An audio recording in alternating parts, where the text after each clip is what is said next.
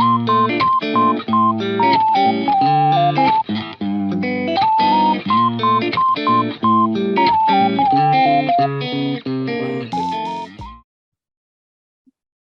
beberapa kelompok, komunitas, grup, atau perusahaan yang diundang untuk mengikuti sebuah tender proyek. Nah, biasanya disebut pitching di industri. Jadi ketika saya ditanya ini, saya tidak jawab dulu.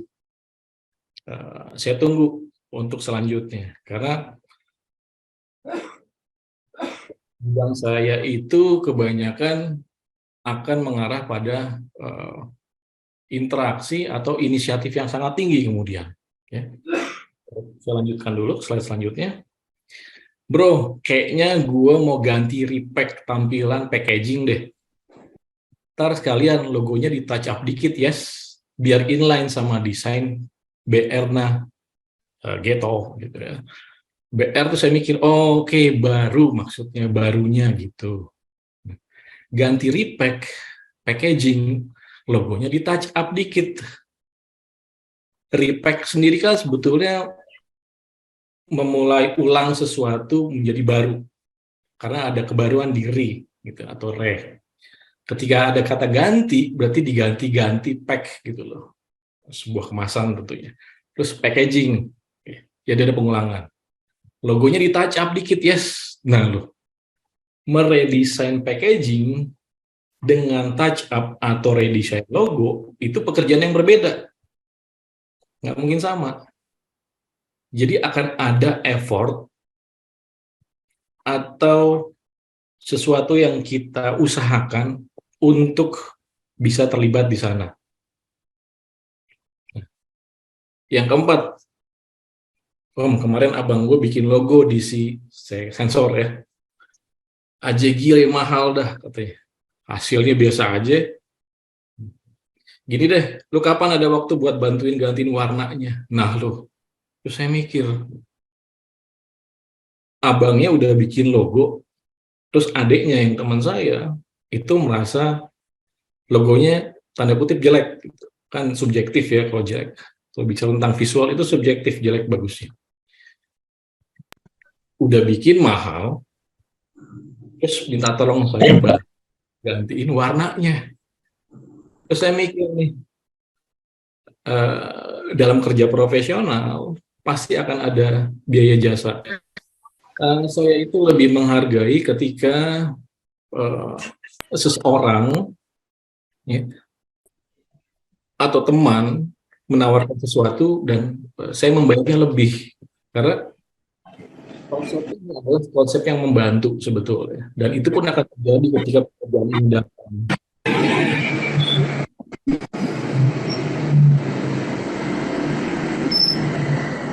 Dulu. Ya, terima kasih. Ketika ganti warna, ini adalah pekerjaan yang berbeda juga, gitu loh. Logonya udah jadi, lalu saya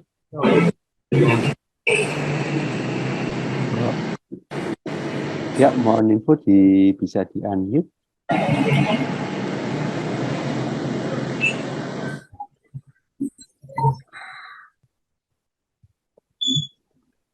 Dari admin mungkin bisa di unmute ya, Pak J. Yep.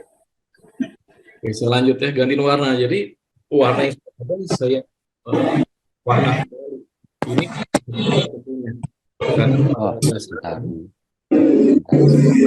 pada dasarnya konsep ini akan mengubah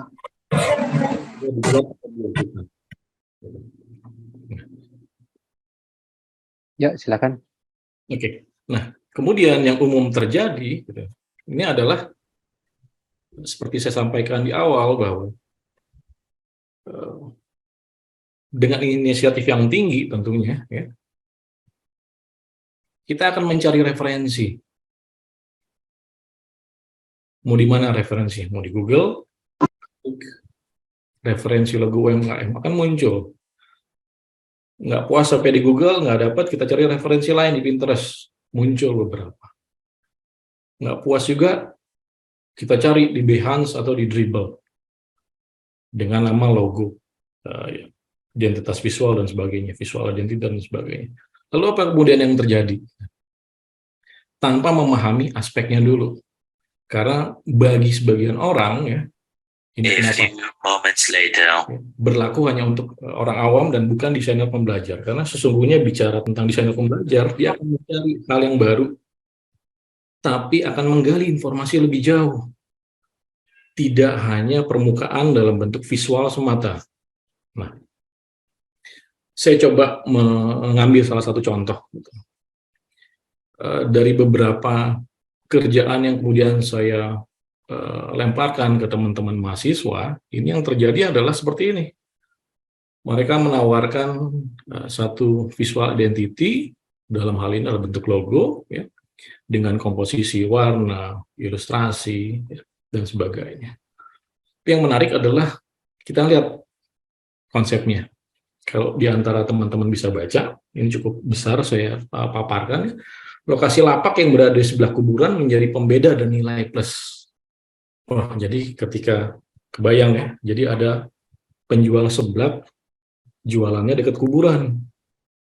Maksud saya ketika saya sampaikan brief,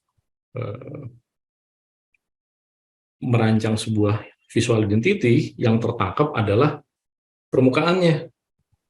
Lalu dia membuat kecocokan ini pun juga berhubungan dengan kalimat yang sering terlontar saat makan seblak level 10. Pedasnya setengah mati, gitu ya.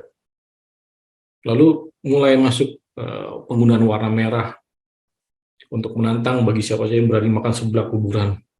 Terus saya hanya bisa senyum sebetulnya ketika kita bicara tentang seblak, kita akan bicara tentang sejarah, bicara tentang simbol, bicara tentang tanda, gitu ya, bicara tentang apapun gitu.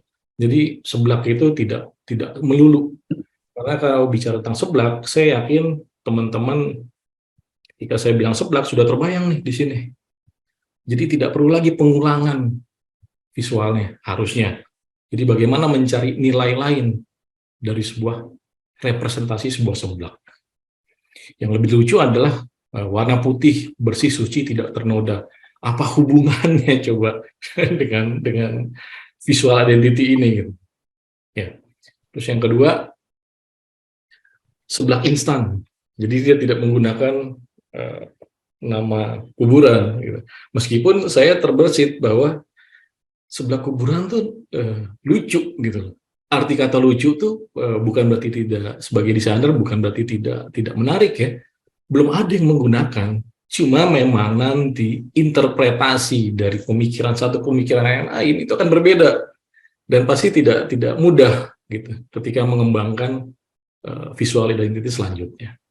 Nah, yang kedua dia bikin seblak instan gitu, dengan konsep mengesankan pelanggan yang datang cukup duduk aja dan memesan seblak pilihannya. Tidak butuh waktu lama. Ini saya copy paste semua dari apa yang mereka bikin ya. Pelanggan puas dengan layanan kami. Ada dua karakter ini. Laki-laki parubaya sebagai pelanggan, kita bisa lihat di sini. Ya. Lalu ada perempuan berhijab sebagai pemilik seblak. Terus saya ingat-ingat lagi, sepertinya teman saya ini belum pakai hijab. Bukan berarti tidak baik ya menggunakan hijab. Ada di sini. Tapi maksud saya, ini menjadi kurang tepat. Dan sebetulnya kita belajar dari sini. Dia tetap menggunakan kata berani, keren, simple. Nah, ini juga ada sedikit masalah sebetulnya ketika bicara tentang keren dan simple. Kita mengatakan keren pada suatu objek atau pada seorang itu keren, apapun itu akan sangat subjektif. Keren menurut saya belum tentu keren menurut kalian. Begitupun sebaliknya. Pun ketika kata simple menurut kalian, belum tentu simple menurut saya, karena definisi simple itu, apalagi ini bahasa Inggris gitu, sangat-sangat luas katanya, jadi perlu digunakan pendekatan yang lebih tepat. Yang ingin saya sampaikan di sini ada dua hal. Bicara tentang konsep logo, ya, ini sudah masuk ke hanya salah satu elemen dari visual identitas visual atau visual identity, karena sesungguhnya ketika referensi itu dicari, orang akan langsung mengarahkan pada visual jadi kita akan menangkap estetika awal Yang seharusnya justru apa yang ada di belakang dari visual tersebut yang muncul untuk menerangkan bahwa ada kebaruan berbeda dengan yang lain. Kenapa kemudian muncul visual-visual yang mirip, terutama visual identity ya, mau itu logo, mau itu warna dan sebagainya. Karena Plato di buku The Republic-nya, dari zaman filsufnya Yunani dulu, itu bilang manusia itu peniru gitu, homo mimesis. Saking menirunya, gitu.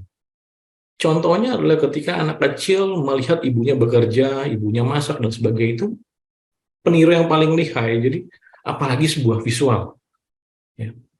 Nah, dalam kaitan di sini bicara tentang elemen identitas visual atau visual identity, itu pasti tidak bisa dilepaskan dari 4 unsur minimal. Satu, bentuk di sini. Bentuk ada filosofinya, ada karakteristiknya. Warna pun begitu, ada maknanya. Ilustrasi pun juga begitu. Karakter yang kita sebut sebagai huruf, font gitu. Bukan tipografi ya. Tipografi itu adalah ilmu tentang huruf. Jadi kalau ada yang bilang tipografinya apa, itu salah sebetulnya. Karena tipografi adalah ilmu tentang huruf.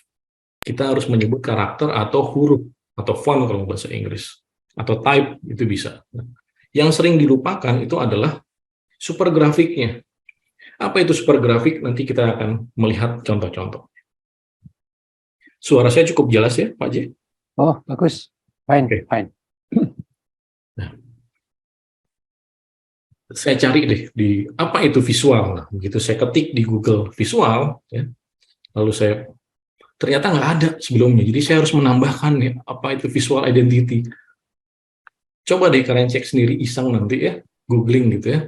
Apa itu visual? Muncul nggak visual identity? Ternyata nggak muncul. Yang muncul pertama visual merchandiser, bla bla bla. Jadi saya perlu menambahkan. Ketika kita masuk, kita lihat di sini. Pertama itu adalah dari glance, ya, tapi dalam kurun waktu 50 detik, 0,50 detik, milidetik sebetulnya, ada 464 juta hasilnya. Nomor satu tuh glance. Gitu. Nah, apakah ini masalah? Kita abaikan dulu masalahnya. Menurut si Glynn gitu ya, visual identity adalah semua citra dan informasi grafis yang mengekspresikan identitas. Oke. Referensi lain pun kira-kira akan sama. Kita bicara tentang citra dan informasi grafis yang mengekspresikan sesuatu. Di sini juga ada tambahan, sebuah citra perusahaan. Apa sih citra? Seberapa penting citra dalam visual identity? Tapi sebetulnya alih-alih ngomongin citra dan ekspresi, sesungguhnya kita membicarakan tentang ilmu tanda. Seperti di awal saya bilang. Dan kesepakatan simbolik. Jadi ada dua hal ya, ada tanda sama simbolik. Ini berbeda, nanti akan saya bahas di selanjutnya. Nah, visual ketika kita pisah. Gitu. Nah, bahasa Inggris itu kan sebetulnya yang kita serap karena bahasa Indonesia itu baru. Jadi masih banyak sekali penggunaan-penggunaan bahasa Inggris yang kita sadur, yang kita Indonesiakan. Tapi begitu di Indonesiakan, ini agak sangat sulit dipadankan dalam arti pengertian ketika dibedah. Ketika visual identity saya bedah, kita pisahkan, kita lihat dulu visual itu konkret dan terlihat. Identitas atau identity itu abstrak dan cair. Meleleh dong? Enggak juga. Artinya tidak meleleh seperti itu. Artinya dia bisa kemana-mana. Karena itu identitas selalu harus dikembangkan dan disebarluaskan supaya dia tidak mati. Nah, kita bicara tentang penanda dan petanda. Ini sebetulnya sangat umum ditemukan. Tapi memang pembahasan di perkuliahan itu sangat sedikit ya, untuk membahas sebuah visual sign atau tanda-tanda visual. Nah, di sini saya ingin menyampaikan sedikit aja dari sekian banyak yang bisa dibahas nantinya ya. Penanda dan petanda, jadi diingat. Contohnya penanda itu adalah kita melihat visual langit gelap. Petandanya adalah akan turun hujan. Begitu kira-kira kita melihat visualnya, lalu di dalam kepala sini, di benak kita sudah tahu apa yang akan terjadi karena pengalaman yang sudah pernah dilalui. Nah, bicara tentang secara keseluruhan, hemat saya, visual identity adalah representasi dari eksistensi personal, baik dia kelompok, organisasi, lembaga, geografis, hingga kultural, yang dapat dilihat atau dikenali atau ditandai. Jadi ketika melihat sesuatu, oh, di benak kita kebayang. Ini contohnya seperti ini. Kalau kita balik lagi tadi tentang citra dan ekspresi. Jadi penanda itu adalah ekspresi. Kenapa ekspresi? Karena sesuatu yang muncul pertama kita lihat dari elemen-elemen si visual tersebut. Citra yang akan membentuk apakah itu pengalaman, apakah itu kesepakatan. Jadi kita akan mendapatkan informasi yang utuh kemudian. Tidak lagi mencari-cari. Tapi beberapa cara memang dilakukan itu cukup berat. Tidak mudah ketika orang melihat logo Pertamina itu seperti apa sih? Atau visual identity-nya Pertamina itu apa sih artinya? Apakah dia moving forward P yang maju ke depan? Oh, oke, dia bentuknya seperti P dengan 3 warna yang berbeda. Tapi apakah cukup sampai di situ? Itu hanya awal yang kita lihat sebagai sebuah penanda. Semakin jauh kita memahami konsep di baliknya, akan semakin menarik bahwa visual identity itu bukan hanya sekedar logo, bukan hanya sekedar warna, tapi sebuah ekspresi, sebuah tanda dan simbolik. David Crow di buku Visual Sign itu bilang, ya, ini saya terjemahkan sebelah kanan ya. Semua bahasa pun termasuk visual itu dilandasi oleh hubungan. Jadi tanda-tanda itu akan selalu berkaitan satu sama lainnya, tidak akan terputus. Nah, bagaimana membangun tanda-tanda itu? Visual identity lah si pemicu awal untuk masuk ke dalam dari pengetahuan tersebut. Karena praktik produksi bicara untuk menghasilkan makna. Dan ketika bicara tentang makna, kita bicara kembali lagi akan adalah kesepakatan. Kesepakatan apa yang terjadi kemudian terhadap pengalaman tadi tentunya. Ini di buku yang sama, gitu ya, saya ambil. Ya. Setiap hari selalu ada kehidupan simbolik yang dinamis, ada pula kreativitas simbolik yang aktif. Apa yang membedakan kehidupan simbolik yang dinamis dengan kreativitas simbolik yang aktif?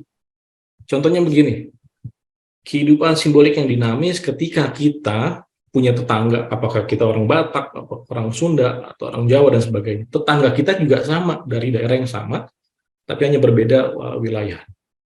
Ketika saya pergi mau bekerja, gitu, keluar rumah, terus saya ketemu dengan tetangga saya ini, lalu kita bicara, umpamanya kita sama-sama orang Jawa, atau kita sama-sama orang Sunda. Gitu.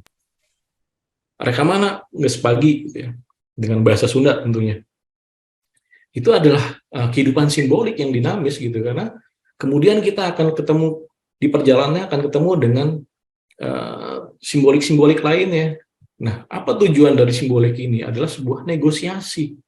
Contohnya ketika akhirnya saya pulang kerja mau makan sate Padang, saya bisa bahasa Minang gitu, meskipun saya bukan orang Minang. Saya ngomong sama ajonya gitu, sama pedagangnya dengan bahasa Minang gitu. Alih-alih kita ngobrol, harga bisa didapatkan lebih murah. Umpama harga sate Padang 25.000, saya dapat 23.000 plus 1 keripik atau kerupuk jange. Nah, kehidupan simbolik yang dinamis itu akan selalu seperti itu yang ada di kehidupan kita sehari-hari. Bagaimana dengan kreativitas simbolik yang aktif? Ini juga begitu. Kreativitas simbolik artinya adalah visual-visual yang berkelindan nih. Dari kita mulai berangkat kerja sampai pulang kerja, kita akan selalu dipapar oleh visual-visual yang sangat beragam. Percaya atau tidak, itu ya, minimal setiap manusia itu dipapar 25.000 visual setiap hari. Nggak percaya, hitung sendiri. Ya. Daripada itu, makanya ada ekspresi, tanda, dan simbol. ekspresi visual yang dimunculkan mau menandakan apa? Di dalam tanda ada sebuah simbol. Ya. Jadi ekspresi adalah ekspresi visual yang muncul. Mau dari bentuk, warna, dan sebagainya. Untuk menandakan apa? Siapa penggunanya? Siapa target kliennya atau audiensnya? Atau konsumen? Itu dengan simbol. Simbol bicara tentang kesepakatan, berarti hanya orang-orang tertentu yang memiliki kesepakatan yang sama. Saya dengan orang Jawa atau saya dengan orang Sunda, meskipun bisa jadi berada di wilayah budaya yang sama, tapi kita bisa melihat kadang-kadang kita tuh suka salah tafsir kan. Wah, karena mukanya tampak keras dan kotak, wah kayaknya orang Batak nih gitu. Karena dia lebih kayak orang Arab-Arab, wah kayaknya orang Minang nih. Karena dia kayak orang Peranakan, kayaknya orang Manado nih. Kadang-kadang kan kita salah, ternyata dia orang Palembang. Ternyata bukan orang Minang, ternyata orang Aceh gitu. Kan salah tafsir seperti ini. Wajar karena tidak percaya. Kita bisa merasakan hal yang sama. Jadi simbol itu hanya bisa dipahami ketika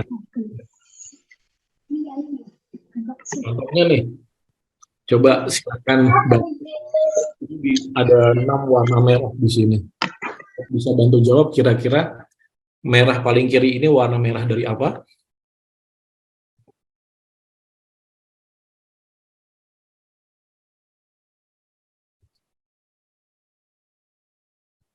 Yuk, silakan. Nah,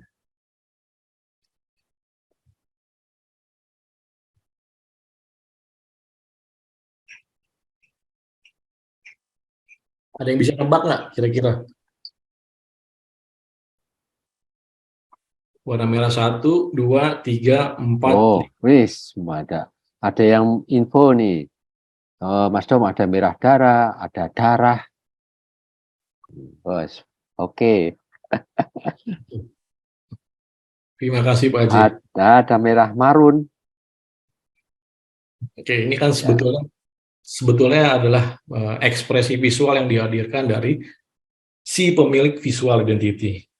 Contohnya nih, kalau kita ngelihat semuanya, kita baru ngeh, oh oke, itu warnanya itu. Nah, bagaimana kemudian warna itu jadi sebuah dia tidak menjadi yang pertama, bisa jadi kedua, tiga, keempat, seperti yang tadi saya bilang. Tapi dia menjadi super grafik juga bisa. Super grafik itu sesuatu yang dibesarkan lebih luas, lebih banyak, dan dipapar sedemikian rupa. Tapi artinya, ketika warna-warna ini muncul, kita bisa tahu, karena ada pemiliknya. Oh, ternyata merah yang paling kiri punya Marvel. Emang merah Marvel gitu ya? Uniqlo begitu ya? Nah, semuanya kan warna merah. Semua punya persepsi warna, punya filosofi warna yang berbeda-beda. Dengan intensitas warna yang berbeda pula. Saking berbedanya, mereka menciptakan sendiri persepsi-persepsi atau citra-citra yang akan membentuk kita. Nah, pun begitu, kenapa saya masukin dari sekian banyak. Bagian atas adalah pemain global, gitu, visual identity global. Yang bawah itu adalah visual lokal. Yang paling baru kan di sini salah satunya adalah bebek caroknya Tretan Muslim. Bebeknya enak, saya tidak promosi, tapi memang kemudian visualnya memang dibuat sangat-sangat khas banget ya. Kita bisa melihat garis-garis merahnya dari kelompok budaya Madura tentunya. Di sini sebetulnya juga masuk ke yang namanya simbol. Jadi seperti saya bilang, ada ekspresi, ada tanda, ada simbol. Di semuanya ini kemudian muncul hanya di salah satu atau dua. Padang Merdeka dengan tulisan P dan G-nya seperti rumah gadang. Kita sudah bisa melihat, pun dengan kata Padangnya, udah pasti menandakan makanan Padang. Begitu juga dengan bebek carok. 3 malah. Peci yang lebih panjang, baju garis-garis merah, dan carok. Itu kan bahasa simbol sebetulnya. Simbol yang dihadirkan untuk menegaskan atau afirmasi dari si pemilik pelaku usahanya tersebut. Bagaimana dengan hijau? Juga berbeda-beda tentunya. Ada yang bisa bantu lagi, atau mungkin lewat chat. Silahkan ditulis di kolom chat ya. Nanti Pak J mungkin bantu saya untuk. Siap. Oh, silahkan. Ini kita nyantai aja ya. Kita nggak serius-serius banget, tapi insya Allah akan banyak ilmu di sana. Wus, langsung ada Gojek dari Mas Tawakal, ada hijau Gojek dari Mas Agung Gumulara. Yang lain silahkan aja. Yuk. Hijau dari Mas Aji Tauruna, Tokopedia. Ada lagi Go Green. Go Green. Go Green. Yup, ya. Sip. Cukupin ya. Nah, Ya, baik. hijau di sini meskipun yang paling bawah kiri ini tidak terlalu gradasi. Jadi saya coba susun gradasinya dari hijau yang muda ke hijau yang lebih gelap atau tua. Gitu. Kita bisa melihat tadi ada yang benar Gojek, Grab, oke. Ada yang Tokopedia. Masuklah ke Goto ya, grupnya Gojek.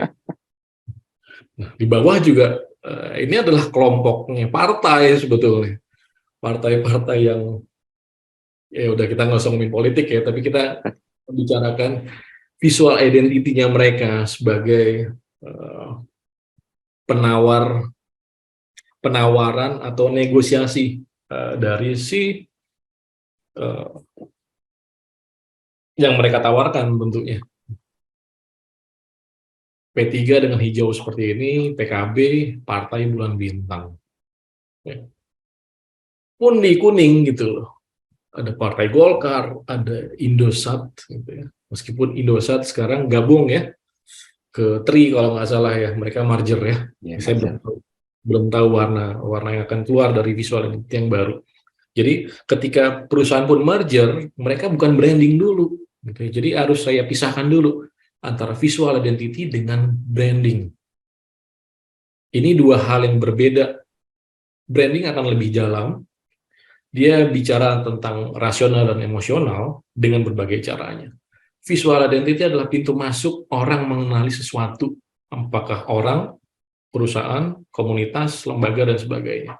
Lalu juga ada Maxim. Kan kuningnya sama, sebetulnya bukan sama.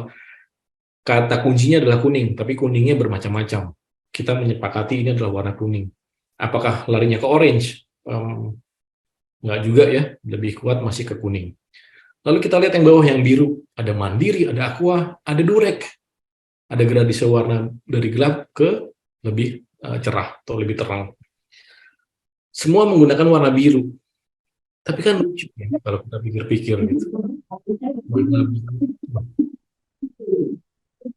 Apakah warna biru melambangkan atau merepresentasikan kepercayaan? Bisa. Berarti Durek masuk dong. Percaya. Kenapa warna Durek tidak seperti warna Tinder tadi? Karena kan ini berhubungan dengan bahasa cinta gitu loh. Tentang pengaman juga gitu, tapi dalam physical touch yang lebih jauh gitu loh. Kita tidak bicara tentang seks tentu, kita bicara tentang memahami dulu kenapa mereka menggunakan warna-warna tersebut sebagai ekspresinya. Aqua oke lah, tapi berapa banyak yang menggunakan warna biru kemudian? Cukup banyak sebetulnya warna-warna biru dan dari awal. Banyak yang warna merah, banyak yang warna hijau, banyak yang warna kuning, banyak yang warna biru. Pun begitu, semua visual itu dikenalkan salah satunya melalui warna. Tapi apapun yang kalian lihat, ya, ini akan ada makna di baliknya. Yang tidak cukup tentunya hanya pada si tampilan, bagaimana kemudian mereka bekerja selanjutnya.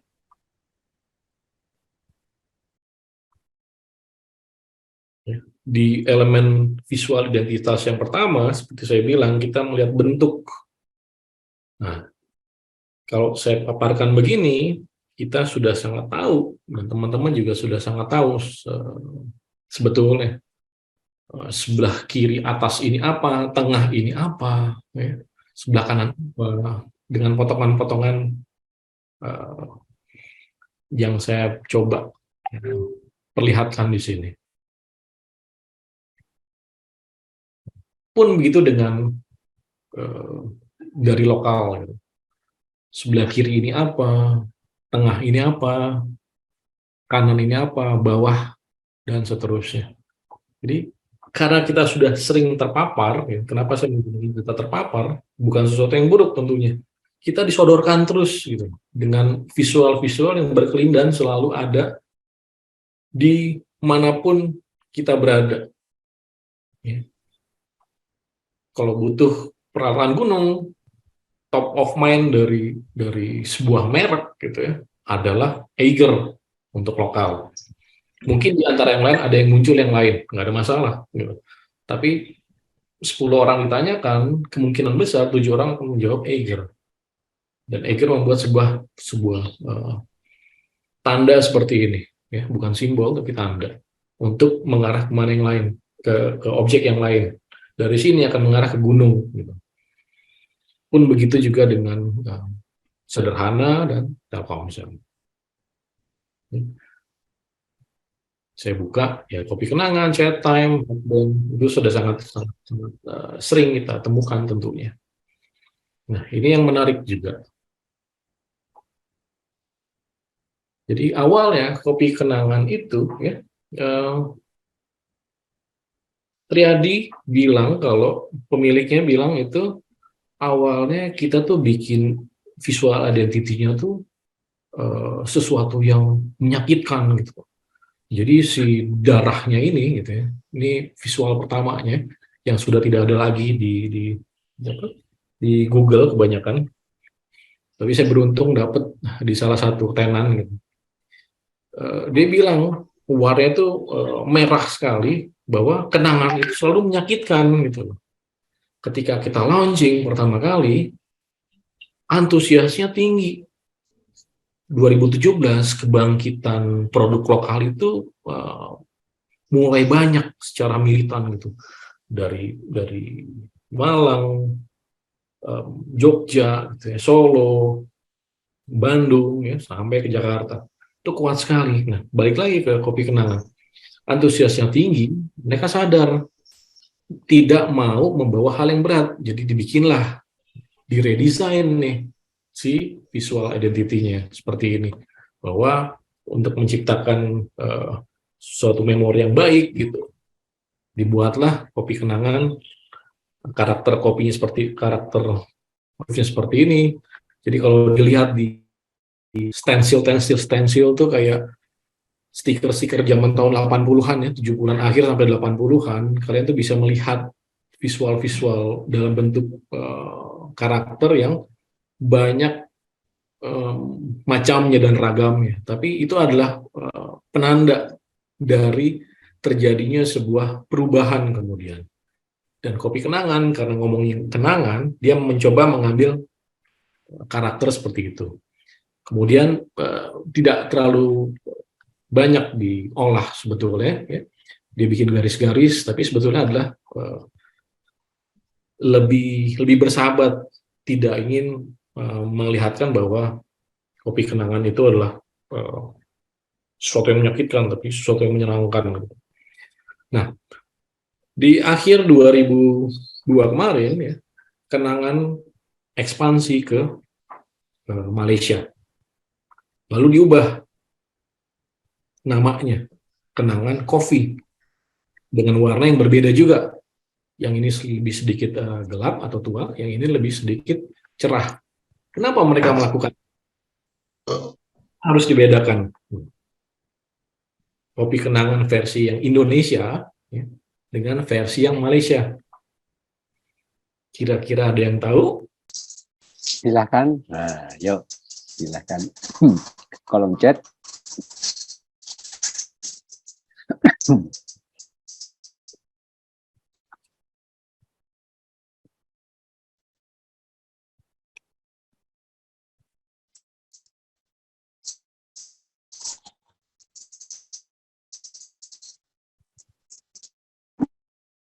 Ada yang sudah jawab? Oh, Mixu. Nah, ini dia jawab. Mas Muhammad dia bilang, Mixu ada brand saingannya nggak Pak? Oh, nanti sabar. Ini ada hal yang nggak kalah asik dulu. Yuk, silakan.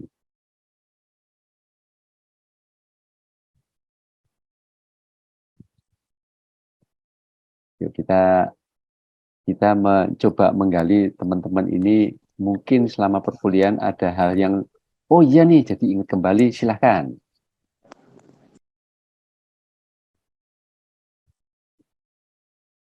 Saya baru lihat chatnya. Oh, Sambil oh nggak apa-apa nih, kita kita ini apa nanti biar fokus, Pak Dom. Yuk silakan teman-teman. kurang tahu Pak. Ini sebetulnya ini aja trik saya untuk jeda sebentar, Ya, bernafas. siap. Nah, teman-teman, ini silakan teman-teman kalau sambil kita juga apa ya, nanti kita siapkan sesi tanya jawab juga. Silakan teman-teman untuk menanyakan tentang kira-kira pernahkah kendala, mungkin teman-teman ada yang punya usaha, mungkin teman-teman ada yang punya produk, mungkin teman-teman punya pernah diorder. Nah, silakan. Ini teman-teman boleh nih sesi sambil Pak Dom bernapas, silahkan bertanya. Ini langsung ataukah lewat lewat chat, Pak Dom? Mohon izin. Langsung aja. Oh baik, nih silahkan. Ini bisa diacungkan jarinya, silahkan.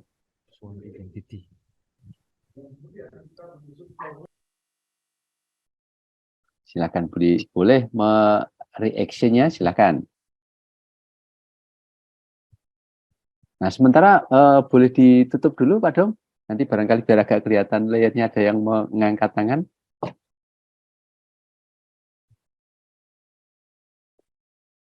Yuk silakan. Saya lihat di chat aja kali ya. Oh chat boleh, silakan silakan. Yang hadir Allah, ya Allah nih yang hadir luar biasa nih. Ini malam teman-teman antusias nih.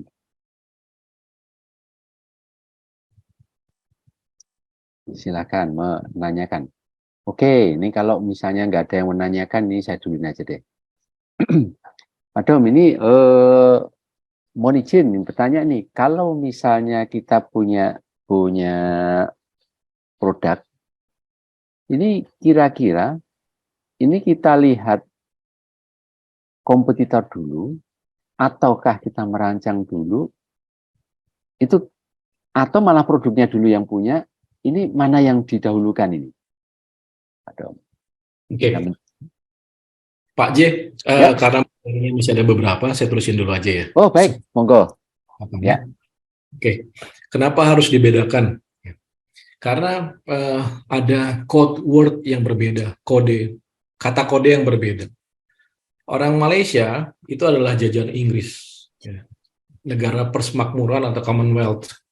Nah, orang-orang ketika mereka masuk ke wilayah baru, geografis baru, kultur baru, budaya baru, orang Barat nggak kenal yang namanya, jajahan Inggris ini nggak tahu itu kopi itu apa, gitu.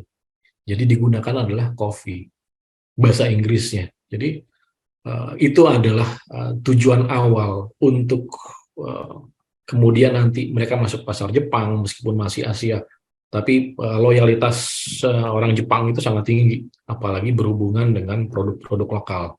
Nah, ini cara mereka masuk. Mereka nggak bisa maksa menggunakan kopi kenangan. Itu hal yang bisa kita pelajarin. Tapi mau tidak mau, juga harus sadar bahwa ada budaya yang berbeda. Saya lanjut lagi sebentar ya. Contohnya adalah ini. Saya tidak ngomongin jorok, tapi ini memang ada produk Jerman itu dari 1920 dan di Tebet.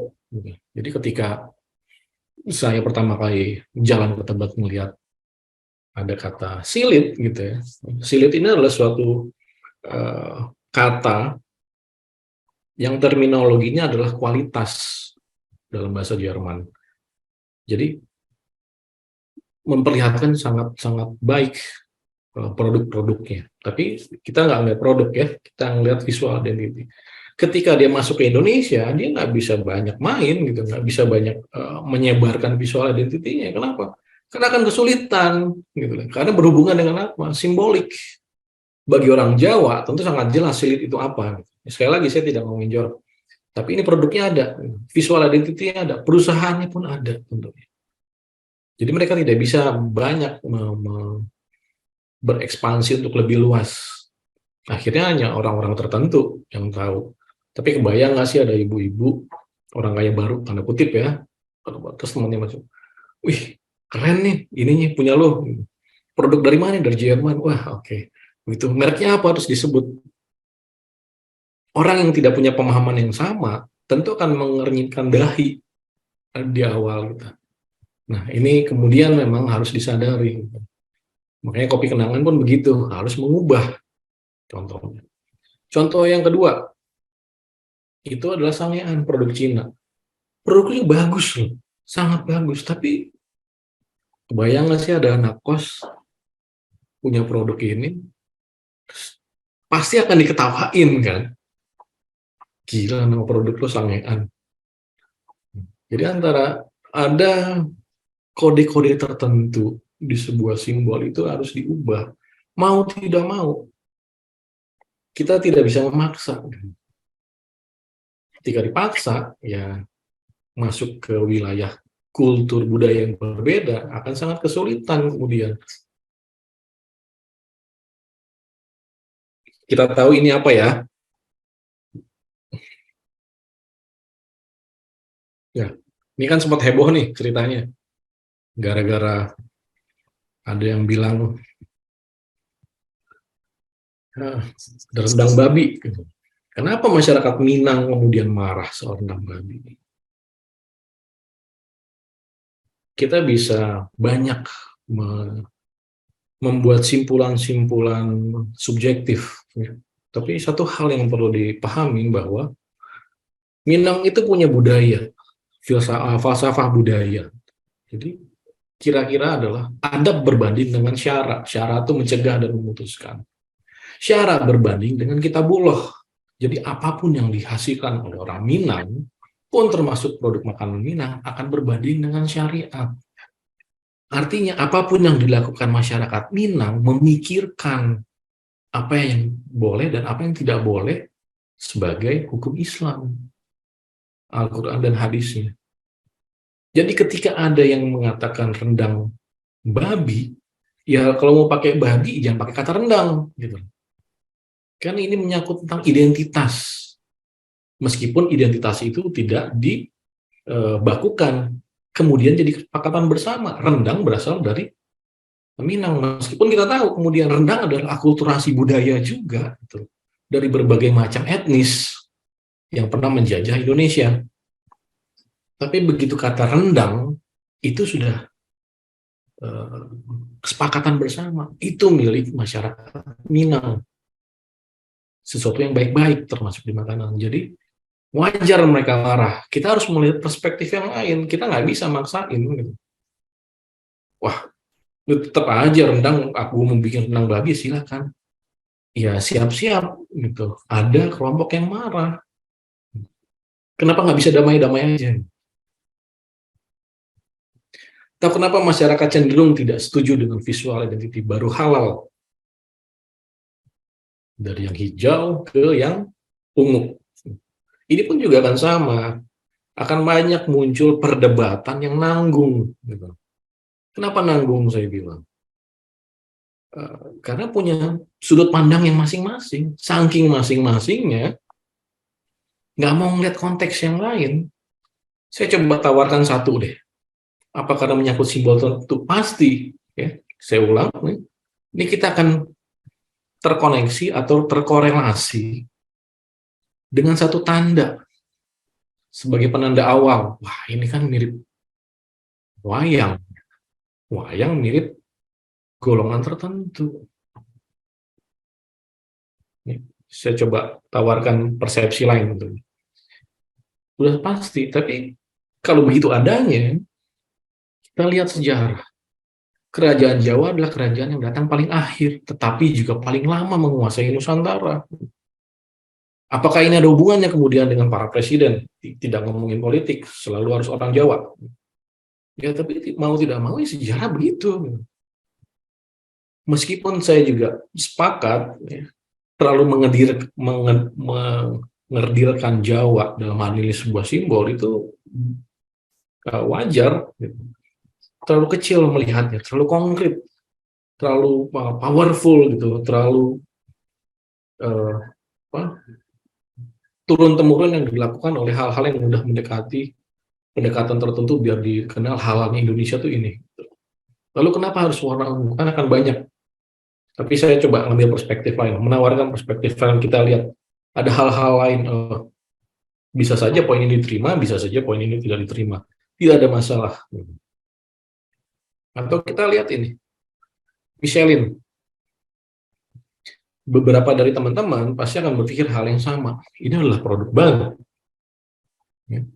Kendaraan roda 2, kendaraan roda 4, kendaraan roda 6, kendaraan roda 8, dan sebagainya. Tapi saking cairnya, pernah kepikir nggak apa yang dilakukan Michelin? 1928 mengeluarkan satu buku pocket atau buku saku. Ketika di Perancis Utara itu, mereka memproduksi sebuah ban karena sadar bahwa ada satu angkutan dalam bentuk motor bisa berjalan. Lalu bagaimana kita mendapatkan informasi ini? Karena kebayang 1928 teknik cetak sedang tinggi-tingginya gitu. Tapi keberadaannya itu tidak mudah untuk mencetak sesuatu. Jadi akhirnya hal yang mereka lakukan adalah membuat buku saku. Bagaimana menemukan produk ban Michelin, karena waktu di saat itu mengganti ban itu bisa 2 jam 3 jam yang bocor atau robek, karena tekstur tanahnya itu kan sangat berundak-undak dan berbukit-bukit ya, masih belum ada, tidak banyak yang di aspal gitu. Aspal itu kan setelah zaman Hitler tentunya. Apa yang dilakukan oleh Michelin dan tim membuat buku saku, di seluruh Perancis itu kita menjual. Nah, sambil menunggu pergantian ban yang 2 jam 3 jam, disisipinlah informasi-informasi tempat makan yang tujuannya ya kebayang kalau tahun 1928 dan seterusnya udah punya kendaraan, berarti adalah orang-orang yang wealth kan, orang-orang yang mampu ya. Nggak mungkin nunggu di tempat yang kotor dan sebagainya. Wah, di tempat tambal ban ini atau perbaikan ban ini ada tempat makanan nih. Tempat makan ini direview sama Michelin-nya langsung. Jadi ya, seiring berkembangnya Michelin Star itu sebagai salah satu ajang apresiasi terhadap para chef. Nah, ini kadang-kadang juga harus dipisahkan. Identitas chef dengan identitas koki itu sangat berbeda. Chef itu akan mengurusi banyak hal, tidak hanya masak. Bahkan chef itu tidak masak seharusnya. Dia hanya membuat sesuatu ramuan, itu diterapkan, dijual, dia menentukan sebagainya. Koki adalah tukang masaknya. Ini kan hal yang berbeda, kadang-kadang dipahami.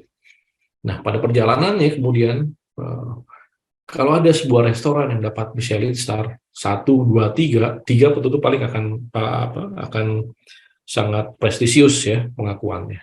Tapi dapat 1 aja, itu sudah pengakuan global sebagai sebuah restoran, tempat makan yang punya spesifikasi atau standar dari, seperti saya bilang, visual identity dari awalnya itu harus bisa cair, harus bisa terbuka, melihat berbagai kemungkinan, tapi visual pasti konkret gitu. Makanya kemudian Michelin Star juga membuat visual identity lainnya berhubungan dengan si guide-nya tadi. Nah, mari kita bayangkan sebentar. Jangan lama-lama bayangannya tapi. Ya. Dari bangun tidur kita tuh udah dipapar visual identity. Kalian buka HP pertama lihat banyak sekali kan. Dan kita tahu ini untuk apa aja. Karena sudah terbiasa. Lalu ini saya capture punya saya sendiri ya. Lalu ada notifikasi. Yang pertama hal dilihat adalah notifikasi gitu loh. Di notifikasi berapa banyak visual identity yang muncul dari bentuk, warna, ilustrasi atau foto, gambar gitu kan. Bahkan sampai UI si notifikasi pun punya kelompok yang berbeda, besar, kecil dan sebagainya. Lalu kita mau nonton YouTube gitu ya. Nah, dari sini saya lihat YouTube gitu. Nah, YouTube sekarang udah memunculkan iklan seperti FYP-nya si TikTok. Kita udah dipapar lagi nih sama visual identity. Sangat banyak. Dan iklannya nggak bisa di-skip kadang-kadang. Nyebelinnya kan begitu ya, tapi ya kalau kalau yang tidak bayar kan begitu. Nah, begitu menonton, iklan lagi. Iklan satu, iklan dua, gitu loh. Kita dipapar lagi sama identitas-identitas yang berbeda. Yang saya sebut biasanya entitas-entitas yang hidup ini, gitu. Begitu nonton, gitu. Salah satunya adalah Deddy Corbuzier, gitu, Close the Door. Kita dipapar lagi, kan. Logonya Close the Door, ada Stockbit, ada Sari Gandum, ada teh botol. Di sebelah kanan ada Tokopedia, ada Asi Cepat, ya. Ada apa ini, ya, pot gitu ya. Terus kita mandi nih, di kamar mandi kita bisa melihat begitu banyak identitas-identitas lain gitu, saking banyaknya gitu. Di kamar mandi anak saya, terus ini di bawah, di dapur bagian bawah, saya baru sadar banyak juga ya ternyata gitu.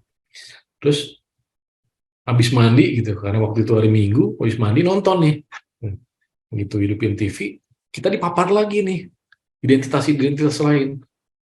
Salah satunya adalah si First Media. Ini bukan promosi First Media, tapi akhirnya First Media punya ukuran iklan segini yang bisa dijual gitu. Saya pindah channel, iklannya muncul lagi, tapi berbeda. Kan kita dipapar lagi sama visual. Hitsnya sama padahal tuh. Hanya warnanya berbeda. Yang ini merah, yang ini hijau. Pasti akan ada perbedaannya. Tapi mesti dilihat bahwa artinya hits di sini hidup. Dia menciptakan dinamisasi warna yang berbeda dari merah ke hijau. Nah, mau keluar dari apartemen, di depan lift, kita udah dipapar lagi nih. Masuk di lift, dapat lagi.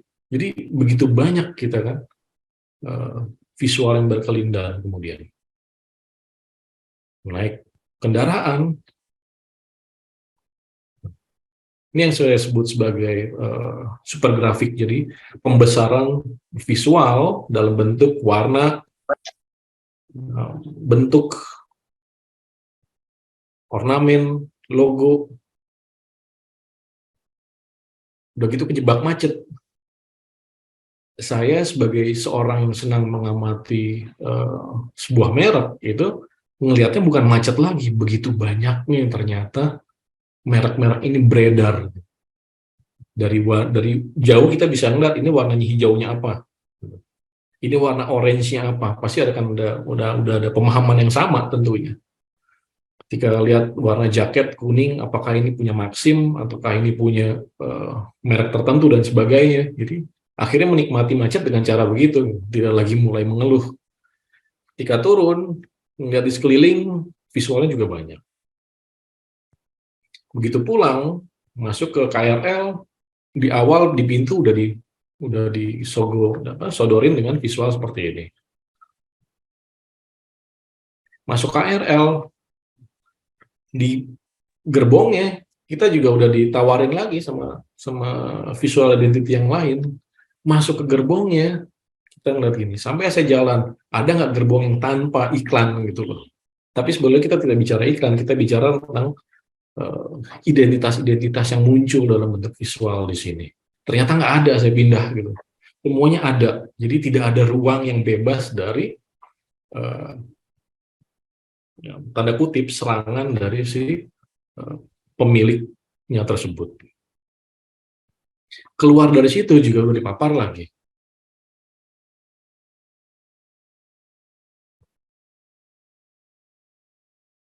Nah, ini adalah super grafik juga. Ketika McD atau McDonald itu punya warna merah seperti ini sebagai penanda dari jauh ada warna merah bergaris seperti itu. Akhirnya hampir semua McD punya penanda seperti ini. Pun di Mandiri juga begitu.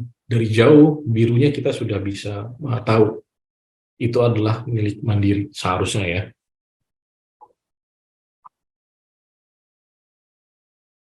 Jalan ke pelataran parkir ngelihat ada lagi. Jalan ke pasar kita banyak banget lihat UMKM sebetulnya menawarkan. Jadi banyak sekali kemudian visual-visual ini bermain. Visual mana yang kemudian paling kuat berdasarkan kebutuhan kita sendiri. Mau ke Alfamart, mau ke Indomart, sampai ke tembok-tembok dengan muralnya. Nah, bicara tentang ini sudah ada simboliknya. Ini adalah simbolik dari, ya kalian tahu dari mana. Juga yang di belakangnya. Ini gambar patung yang kemudian dipindahkan ke dalam bentuk mural. Pun di tulisan-tulisan atau grafiti seperti ini. Ya. Ada mural, ada grafiti. Sampai saya menemukan di mana pemodal berkuasa hidup adalah neraka. Artinya visual identity juga digunakan sebagai bentuk penyambung kegelisahan sosial dari kelompok-kelompok tertentu.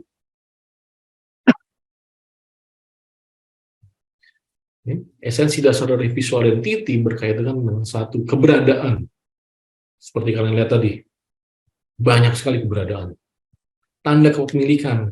Kita tahu Mandiri punya siapa? Punya pemerintah. Nah, itu akan terus bisa dilihat, bisa dipahami atau diketahui. Jaminan, apa itu jaminan? Jaminan kualitas, jaminan hukum, jaminan kepercayaan, dan jaminan lainnya. Bahkan, meskipun sampai sekarang nggak selesai-selesai digodok, siapapun yang punya hak akan kekayaan intelektual dari Kemenhub dan HAM, yang sempat dimulai, dipermudah dari awal zaman Badan Ekonomi Kreatif, itu bisa mengajukan pinjaman ke bank pemerintah. Tapi sampai sekarang ini masih tarik ulur karena ternyata banyak sistematis yang diperhitungkan tentunya. Yang terakhir adalah mencegah peniruan. Jadi kita bisa paham juga ini mirip sekali. Lele lela itu ya, logo lele lela itu mirip sekali dengan si Starbucks, sama-sama hijau, cuma bedanya gambarnya yang satu Dewi Laut itu, yang satu lele. Tapi secara struktur keseluruhan, secara konkretnya kita bisa melihat ada kesamaan. Nah, balik lagi seperti saya bilang, kenapa terjadi peniruan atau ya manusia itu ya tadi homo mimesis, gitu. Manusia makhluk peniru. Jadi apakah dia meniru dari itu dulu yang muncul, atau saya dulu yang muncul, atau sana dulu yang muncul, itu sudah tidak ada masalah karena sudah tidak ada yang baru. Hanya kemudian bagaimana merekayasa ulang atas sesuatu yang baru tersebut. Kita bisa melihat ada pola-pola yang dinamakan Zeitgeist di zaman Bauhausnya Jerman dulu ya, bahwa setiap pola yang muncul akan terjadi pertentangan dengan gaya lain, baik itu visual, baik itu jenis, agar tidak didominasi oleh gaya yang itu aja. Jadi kemudian kita secara periodik itu akan melihat perubahan-perubahan yang sebetulnya polanya sama, tapi ada pembaruan melalui rekayasa atau retorika visual itu tersebut. Nah, visual identity is not only practical applied, tidak hanya sebuah bentuk pembelajaran yang tampak luar, tapi definisinya bisa lebih jauh, yang bisa disentuh dan tidak bisa disentuh, karena yang bisa disentuh bisa kita lihat, bisa kita pegang, tapi juga bisa kita pikirkan dari yang berbeda. Jadi seorang graphic designer atau visual designer itu punya tanggung jawab terhadap sirkulasi identitasnya ke masyarakat untuk memberikan dampak yang mengubah sebuah nilai, cara berpikir, cara rasa, gitu ya. Mau rasional dan emosional, ya nggak ada masalah kemudian. Mana yang kemudian? Nah, tapi juga kita bisa menyadari bahwa ada desainer-desainer yang tidak bisa abstrak. Kenapa? Karena cara berpikir yang beda tentunya. Dan kemauan menggali lebih dalam itu menjadi poin utama sebetulnya. Nah, ini ada studi kasus, tapi sepertinya saya perlihatkan nanti di bootcamp ya rencananya selanjutnya. Ya. Tapi dari ini, gitu, saya perlihatkan sedikit contohnya. Studi kasus cukup panjang karena sebetulnya memang tidak. Saya itu terikat dengan pekerjaan yang ada NDA-nya, NDA non-disclosure agreement, artinya terkait dengan hukum ya, tidak boleh di-share. Jadi sangat sulit kemudian harus dipaparkan secara luas gitu. Tapi ini contohnya gitu ya. Saya ada kegelisahan melihat logo Harmony, do more things with creativity. Bisa nggak kita mengubah dengan begini? Atau kita bisa nggak mengubah dengan begini? Karena do more things itu buat saya harus lebih banyak fun-nya, tapi bertanggung jawab. Nah, ini kan secara konsep awal ya, yang saya coba bagi ke teman-teman, cara melihat atau perspektif yang lain. Kenapa saya membuat dua hal ini, double U ini, terkoneksi gitu. Karena connecting the dots gitu. Harmoni itu akhirnya memiliki para narasumber yang bisa master atau bisa memang punya hubungan yang baik di pengalamannya, kemudian men-sharing. Jadi antara Harmoni dengan si para narasumber itu punya interaksi yang sangat baik, dan ini sangat simbolik tentunya. Begitu creativity is fun, harusnya selalu tersenyum, tidak ada beban sebagai seorang desainer. Gitu. Begitu Pak J, kira-kira. Wah, mantap Pak Adam. Nah, ini silakan teman-teman yang akan menanyakan, sambil mungkin saya mohon izin untuk menyampaikan dari pertanyaan dari teman-teman. Ini ada dari Muhammad Hirzi. Ini bagaimana membangun identitas visual di aplikasi maupun website berdasarkan user experience dan user interface, UI UX. Nah, ini satu-satu dulu. Oke. Wah, ada Hirzi. Ya. Hirzi ini kebetulan saya kenal baik. Wah, mantap. Penyidang ya Pak. Tapi dia sudah lulus ya, jadi sudah kerja profesional tentunya. Yes, alhamdulillah. Bagaimana membangun identitas visual di aplikasi maupun website? Ya, ketika membangun identitas visual, tentunya identitas visual itu atau visual identity itu kan punya pembakuan ya, yang sifatnya dibukukan dalam bentuk ya tentu buku gitu. Apa yang boleh, apa yang tidak boleh. Nah, kebayang nggak sih kalau si aplikasi ini tidak punya pembakuan tersebut? Jadi akhirnya mereka bikin warna tuh nggak ada panduannya. Nah, kebanyakan teman-teman yang bergerak di bidang aplikasi dan sejenisnya yang lebih mengejar tren tentunya ya, tidak semua tentunya. Ini luput, sehingga ketika membangun si identitas tersebut di aplikasi, acak-acakan Pak J. Ya, Hirzi. Jadi kita kembali dulu nih, pembakuan identitasnya dulu, supaya tadi satu, sebuah jaminan, kedua mengidentifikasi apa yang muncul, ya. Tapi juga ini juga tetap harus dijawab bagaimana membangun identitas visual di website. Ya. Lihat konteks atau konsep awalnya tentang identitas tersebut, tentang perusahaan tersebut. Karena website itu kan sebuah rumah ya, rumah informasi. Instagram, TikTok itu adalah aset visual. Ini di luar konteks dari visual identity ya Pak ya. Kita bicara tentang rumah. Nah, website sebagai rumah itu memberikan sebuah informasi yang selengkap-lengkapnya. Jadi kalau berdasarkan user experience interface, ini akan jadi panjang sebetulnya, tapi menarik pertanyaannya. Kita kembali dulu ke identitas awalnya. Seperti apa? Ya. Sambil kita tambahkan bahwa next kita akan ada sesi khusus webinar dan bootcamp ini untuk menjawab kesinambungan dari identity visual tentang UI UX. Nah, kemudian kita pertanyaan dari Mas Muhammad yang ini simpel aja dulu. Pak, kalau Mixu ini ada saingan brand saingannya nggak ya? Nah, ini kan berkaitan. Monggo bisa difasilitasi. Selama ini kan lagi ngetop nih Mixu nih. Ini Ya. apakah berkaitan dengan produk ataukah visual identity-nya?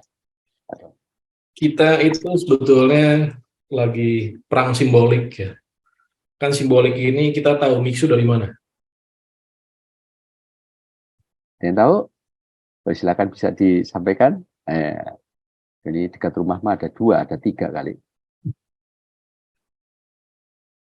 Kita melihat bagaimana Mixu itu mengekspansi pun produk-produknya negeri tirai bambu ya tentunya. Tidak hanya dari produk teknologi gitu, tapi juga dari produk makanan. Kalau kita melihat lebih jauh dasarnya, kita nggak bisa hanya melihat kenapa Mixu itu banyak banget. Kita lihat dulu ke belakangnya. Perusahaan ini dipegang siapa? Apa tujuan dari perusahaan ini masuk untuk melebarkan sayap? Dan kenapa banyak kekuatan finansialnya begitu hebat gitu kan dengan harga yang murah. Seperti kita tahu, Mixu itu tidak menjual es krim sebetulnya. Itu hanya tampak awal. Yang mereka jual adalah mesin-mesinnya untuk franchise. Itu minimal 800 juta, 700 sampai 800 juta kalau saya tidak salah soal nilainya ya. Justru di mesinnya itu 400 jutaan untuk franchise. Jadi mereka jual mesin, bukan jual es krim sebetulnya. Jadi kita jangan silau terhadap sesuatu yang tampak. Makanya kita hanya baru sampai pada penanda. Justru petandanya itu yang harus kita bedah. Gitu. Kalau bicara tentang Mixu ya. Ya. Oke. Ya, selanjutnya ini ada yang nanya Mas Wahyu, dia menanyakan bagaimana cara menentukan suatu poin utama dalam suatu brand. Poin utama, konsep utama. Oke. Mas Wahyu, seperti saya bilang di awal itu saya membedakan visual identity dan brand. Karena ini sesuatu yang berbeda, tapi saling mempengaruhi. Ya. Brand itu di benaknya teman-teman apa sih kira-kira? Kita bisa menyebut brand, tapi brand itu di benak teman-teman apa kira-kira?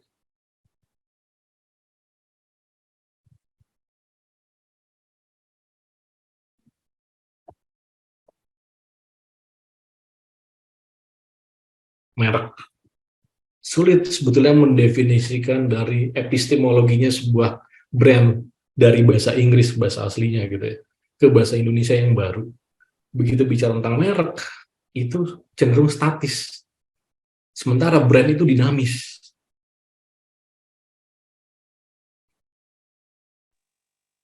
Nah, Citra, Pak.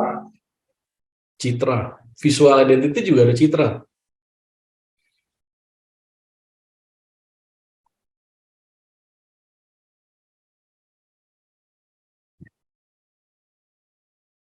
Oke lah, kita ambil paling mudah adalah citra gitu ya. Citra kemudian adalah persepsi ke belakangnya. Bagaimana setiap orang punya hal yang sama tentang persepsi. Nah, tadi pertanyaannya bagaimana menentukan suatu poin utama konsep sebuah. Oke. Ada yang tahu produk Hermes atau Hermes tulisannya? Produk tas, fashion. Kalau ada yang punya walaupun KW. Oke, nggak masalah. Ini berarti kita punya pengalaman yang sama atau belum melalui pengalaman itu untuk teman-teman. Tapi saya cerita sedikit tentang brand. Hermes itu adalah jungto pengetahuan dan dewan pengamanan gitu di zamannya para pedagang-pedagang yang masuk ke Yunani pada waktu itu. Nah, para pengguna Hermes yang sekarang itu nggak sadar yang di bawah Hermes itu ada dua hal. Ya. Yang pertama tentang privasi, ya. Yang kedua adalah tentang HAM. Kok bisa sejauh itu sebuah brand? Begitulah brand. Kenapa saya bilang ada dua hal? Yang kemudian para sosialita di Indonesia, tidak semua ya, yang baru-baru menggunakan Hermes itu lebih melihat mereknya atau brandnya. Orang-orang di Amerika dan Eropa pun di Singapura yang paling dekat itu melihat dua hal. yang membuat merek Hermes itu mahal. Pertama, ketika Hermes melihat peluang salah satu aktris di zaman itu menutupi kandungannya menggunakan Hermes. Jadi Hermes itu melindungi kandungan dari paparazzi. Ya. Yang kedua, dengan aktris yang sama, itu memukul penjaga di salah satu restoran di Prancis karena temannya nggak boleh masuk. Begitu ditanya kenapa temannya nggak boleh masuk, dari kulit hitam. Seketika dipukul kepalanya penjaga itu pakai krek. Jadi itu yang membuat sebuah brand itu mahal. Jadi kita lihat tidak hanya karena wah mahal ya punya prestisius ya, bukan itu, tapi ada kesejarahan yang menyertainya. Gitu. Dan kesejarahan ini perlu proses, nggak bisa instan. Kira-kira begitu. Ya, yes. Baik, ini jadi teman-teman jadi paham ya, ketika kita membahas sebuah produk ternyata bukan hanya sekedar logo, tetapi memang lebih intip lagi apa sih yang mendasari kita harus membuat visual identity. Ya, baik, ini satu pertanyaan lagi nanti sebelum kita nggak terasa ya waktu juga ternyata makin makin menggerogoti kita, tapi nggak usah khawatir teman-teman. Ini kita juga pasti akan, Pak Dum ini nanti akan tetap share, nanti kita akan sampaikan ya, kapan. Nah, ini ada satu pertanyaan dari, tadi ada kok habis ya. Nah, dari Mas Arifin, kalau kopi nama membedakan antara di Indonesia dan Malaysia, kalau Starbucks, mengapa bisa sama di semua negara? Oke, ini juga menarik. Starbucks itu kalau nggak salah sudah berapa kali redesign dari logonya ya, identitas visualnya sampai menemukan satu dan ketemunya juga sebetulnya ketidaksengajaan sama seperti kopi kenangan yang bukan asal sih, perlu identitas visual supaya punya mengidentifikasi sebuah produk lalu terbuatlah seperti itu. Nah, ketika bicara tentang Starbucks kita bicara tentang banyak hal. Kebanyakan juga ketika bicara tentang dari mana produk itu berasal, ya, pasti akan ada keterlibatan negara di dalamnya. Starbucks punya siapa negaranya?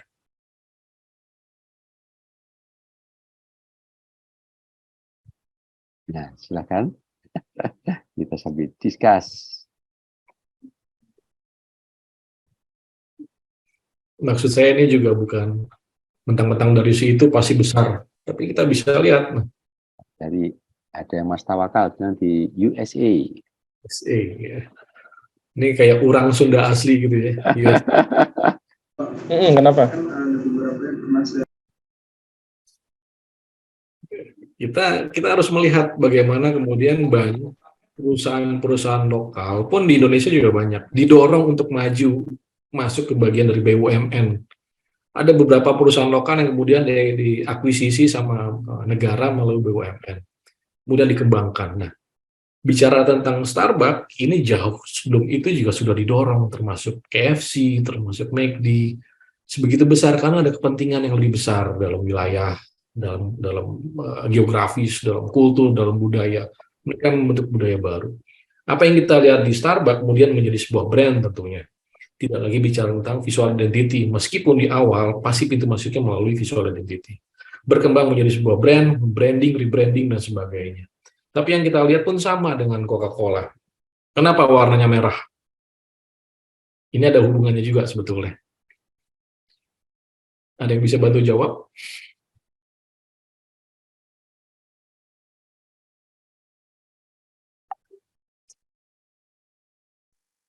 Kenapa Coca-Cola warnanya merah?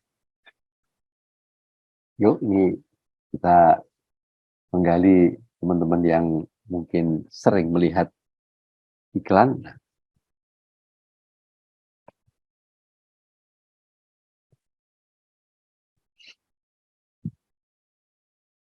untuk membedakan dari saingannya, dari Mas Hengga Maliki, topping.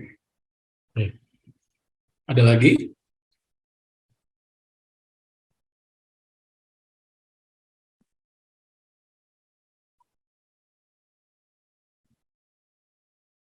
Berani. Ini sama kayak yang bikin sebelah kuburan tadi, berani.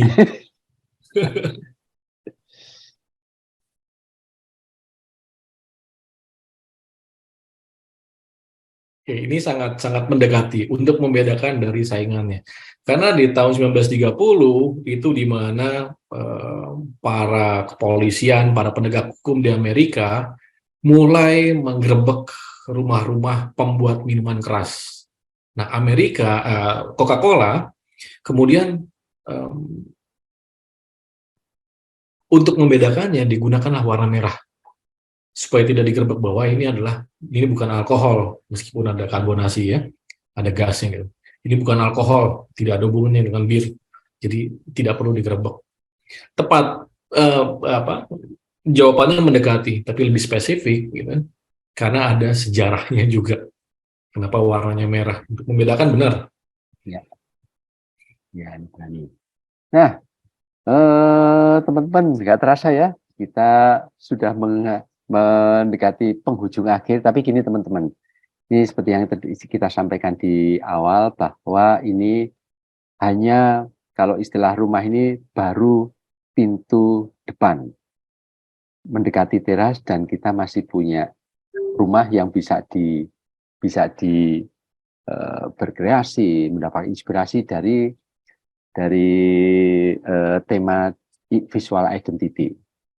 Nah, teman-teman, sambil kita sampaikan juga, ini dari Harmoni, ini bukan hanya sekedar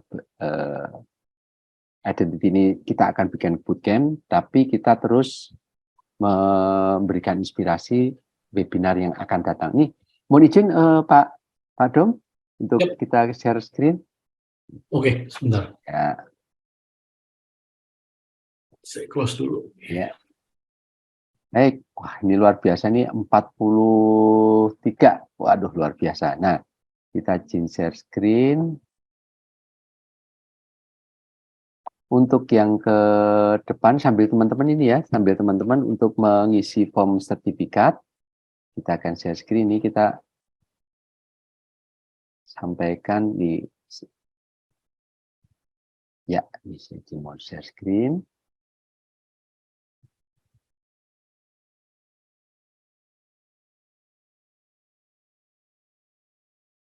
Ya, ini kita rencananya itu kita akan ada ke depan tanggal 26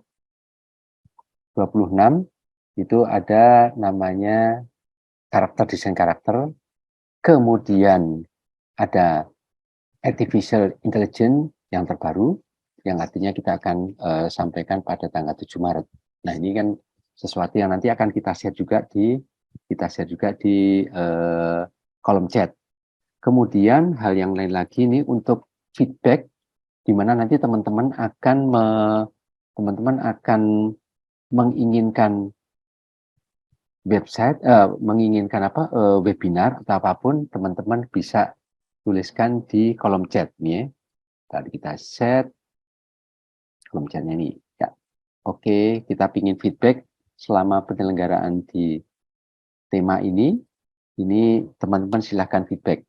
Nanti setelah di feedback, nanti insya Allah kita juga cek dari form yang masuk untuk kita segera kirimkan ke form sertifikatnya. Ya nih. Oke, nih, sebentar Pak Dom, ini ada yang menanyakan, masih ada sedikit waktu. Siapa yang menanyakan tuh? Present tadi. Oh, sudah nggak jadi ya? Present siapa tadi? Oh, nggak ada. Ya, udah mungkin sudah terjawab. Ya, teman-teman, ini sudah mendekati akhir. Silakan ditulis ya untuk form feedback. Oh ya, ini mengenai foto dan lain-lainnya, silakan teman-teman, kita masih sedikit waktu, mohon izin untuk on cam untuk kita jadikan dokumentasi. Silakan bisa di on cam sebentar. Jadi kita juga akan kirimkan ke Wah, selamat malam Mas Agung. Salam kenal. Aduh, ya Mbak Fania. Alhamdulillah nih. Muhammad Hirzi nih. Ya, oke, salam kenal. Oke. Mohon nih kalau yang bisa di on cam bisa dihidupkan sebentar untuk kita dokumentasikan. Ya, ya sambil nanti dicek ya di kolom chat. Ya, oke, kita screenshot 1, 3 sebentar ya. Oke. 3, 2, 1. Ya, sebentar. Ini halaman satunya lagi. Oke, 3, 2, 1. Ya, baik. Ini bisa sudah diisi kolom chatnya ya. Nanti insya Allah kita segera kirimkan mengenai sertifikatnya.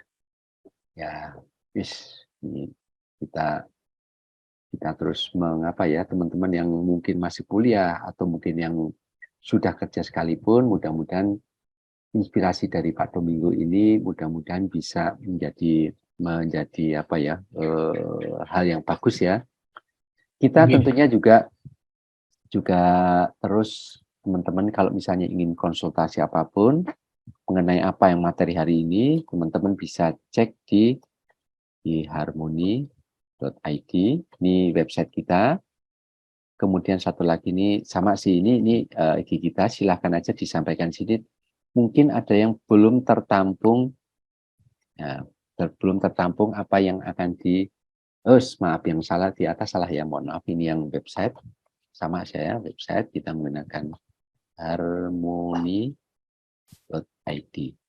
Ya, ini website terus. Oke.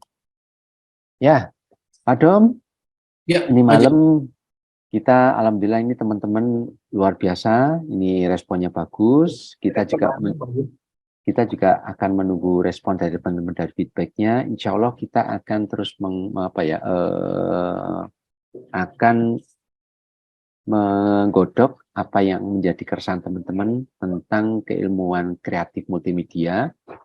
Dan insya Allah kita akan segera kabarkan ke teman-teman. Nanti kita sedang discuss dengan Pak Dom mengenai bootcamp. Nah, bootcamp ini, ada menanyakan bootcamp itu adalah kita lebih mendalam lagi nih. Bootcamp itu kita akan tetap online ya, karena akan lebih efektif. Di situ kita akan selenggarakan dalam 5 kali pertemuan, mungkin 5 bisa, mungkin juga 8. Dalam jangka dekat kita sedang atur waktunya. Apapun yang akan materinya tentu lebih mendalam daripada yang disampaikan pada malam ini. Walaupun malam ini sudah asik ya, sudah menarik, unik, tetapi nanti bukan akan lebih mendalam lagi supaya nanti teman-teman bisa mendapatkan insight yang lebih dalam bila mana teman-teman nanti akan menjadi solusi dari sebuah company atau mungkin government dalam membuat identitas visual. Ya, baik teman-teman, nggak terasa waktunya sudah selesai. Pak Domingo, silakan memberikan satu quote kali ya Pak Domingo. Satu quote buat teman-teman, nah, agar bisa menjadi lebih semangat. Silakan Pak Domingo. Saya mengutip dari berhubungan dengan materi ini ya. Ya, silakan. The function of identity is letting identity function. Jadi ada pembalikan kata yang sebetulnya bagaimana memfungsikan atau menjalankan peran si identitas itu adalah ya dijalani dan dikembangkan. Nah, karena banyak sekali saya juga sebagai yang masih desainer pembelajar, saya selalu menyebut saya seperti itu. Banyak sekali teman-teman di luar sana pun orang awam akan menganggap identitas visual itu cukup logo. Identitas visual atau visual identity itu adalah sebuah brand. Ini yang harus diluruskan, gitu. Supaya tidak terjadi kesalahan yang terus berulang di kemudian. Kan kita minimal satu generasi bermasalah, oke lah. Tapi kita sisakan untuk generasi selanjutnya lebih baik, gitu Pak Haji. Ya, baik. Wah, alhamdulillah. Nah, kita silakan applause ke Pak Dom tentang materi yang hari ini. Mudah-mudahan kita ada manfaatnya. Silakan pakai reaction aja. Silakan ini kita bersyukur bisa mendapatkan banyak hal. Baik teman-teman, nanti segala informasi apapun teman-teman yang tulis di di form, kemudian teman-teman jadi email, nanti kita akan infokan kemudian tentang bootcamp terutama yang visual identity. Baik Pak Dom, terima kasih. Oh ya, silakan Pak Dom, sudah disampaikan. Ya, kita melihat berapa banyak nanti yang mau ikut bootcamp. Akan saya buatkan modulnya, mau 5 pertemuan atau 8 pertemuan. Tentu pendalamannya lebih banyak dan banyak yang bisa saya share secara tertutup tentunya. Ya, tidak bisa terbuka. Baik, Pak Domingo, terima kasih. Teman-teman juga terima kasih. Apapun yang kita lakukan di malam ini, kita banyak pencerahan yang tentunya dari sisi kreatif ini yang sangat sangat inspiratif buat kita lakukan di kemudian hari. Seperti yang sampaikan Pak Dom, bahwa ketika kita melihat kemacetan itu bukan lagi pusing, tapi ide-ide liar yang bisa kita aktualisasikan dalam kehidupan keseharian kita sebagai orang kreatif. Baik, selamat malam. Sampai ketemu di event berikutnya Harmoni. Wabillahi taufiq wal hidayah, kami dari Harmoni mengucapkan terima kasih ke teman-teman, Pak Domingo. Wabillahi taufiq wal hidayah. Wassalamualaikum warahmatullahi wabarakatuh. Assalamualaikum. Terima kasih teman-teman semua ya.